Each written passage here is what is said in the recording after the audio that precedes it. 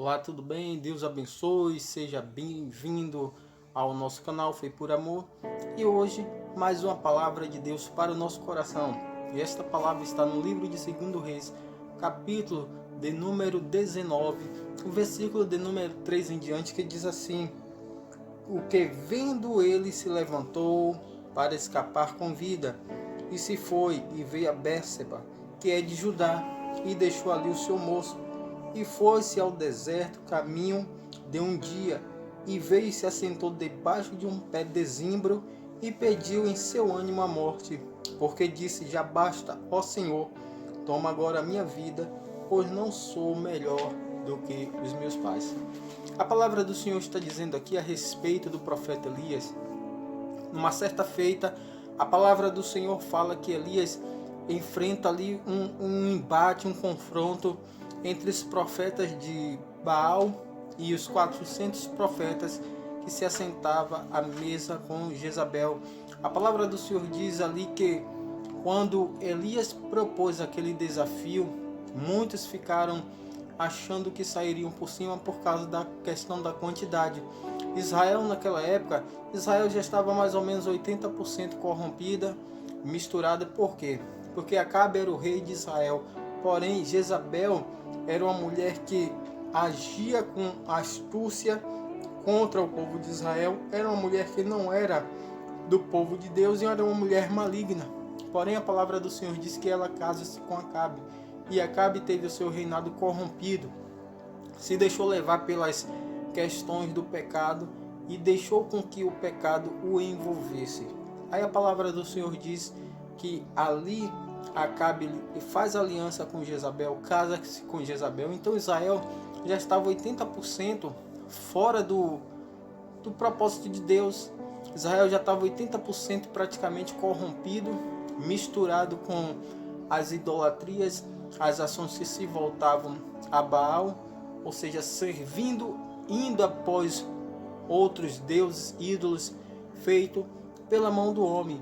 Então Elias, sendo profeta do Senhor, ele fica, digamos assim, chateado, aborrecido com aquela situação, vendo uma nação que clamava ao Deus vivo outrora, hoje não servindo mais o Deus. Então ele vai diante dos 400 profetas, 450 profetas de Baal, e os 400 de Acera, no monte, e ali começam eles primeiro a fazer a sua oferta a Baal, entregar o seu holocausto. Porém, em nenhum momento Baal responde, em nenhum momento Baal ouve, escuta o clamor daqueles profetas. Então chega um momento em que eles começam a se lastimar, começam a se cortar, começam a derramar do próprio sangue, porém Baal não respondia. Tinha alguns momentos que até o profeta falava: clama mais alto, grita mais alto. Possa ser que ele esteja dormindo, possa ser que ele esteja viajando e demora a retornar. E no entanto, naquele exato momento, quando termina a hora do sacrifício deles, o profeta Elias, ele vai e manda ali com que conserte o altar, edifica certinho o altar, e ainda ele diz assim: põe água, pega os odres de água e envolve todo o altar e molha a lenha que está sobre o altar. E acontece que quando ele vai orar a Deus, o fogo vem, consome todo o holocausto, consome todo aquele local do sacrifício ali que estava sendo anunciado a proclamação do nome do Deus de Israel, e lambe toda a água, com que o povo então enxergou que Deus era Deus. Porque no começo ele disse assim: então saberemos que Deus é Deus ou Baal é Deus. Então quem responder com fogo, esse é o Deus ao qual devais seguir. Então Baal não responde, mas o Deus de Israel, que é o Deus vivo e poderoso, responde a oração. Então naquele exato momento, os profetas de Baal e aqueles que se assentavam à mesa de Jezabel, os profetas de Acera, foram mortos, foram entregues ali as suas vidas, porque Baal não cumpriu, porque Baal não é Deus, mas Deus é o Deus que respondeu com fogo. Então Acabe fica a saber a Jezabel toda essa questão. Então Jezabel se revolta e diz assim: então envia um homem envia um mensageiro até Elias e diga a ele que certamente amanhã, jurou pelos deuses dela, que certamente amanhã neste mesmo horário, a cabeça de Elias estará aqui comigo, assim como ele fez com os profetas de Baal, assim será com ele, e esta hora a cabeça dele estarás aqui.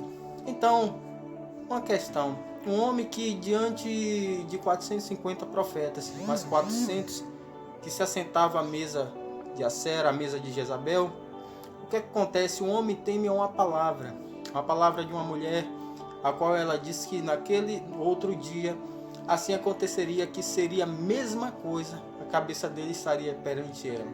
Então ele teme, e a palavra do Senhor diz que ele teme pela própria vida. Então o versículo diz assim: e Elias, e disse-lhe assim, me faça os deuses, e outro tanto, se de certa manhã esta hora não puser a tua vida como a de um deles. Então ele foge, a palavra do Senhor diz que ele foge, veio andando num caminho para o deserto de Bérseba, e ali ele deita debaixo de um pé de zimbro e pede a morte, e diz: Senhor, já chega para mim, tanta perseguição, tanta luta, prova, já não aguento mais, não suporto mais. E ele deita debaixo de um pé de zimbro, e deitando-se dormiu debaixo de um zimbro.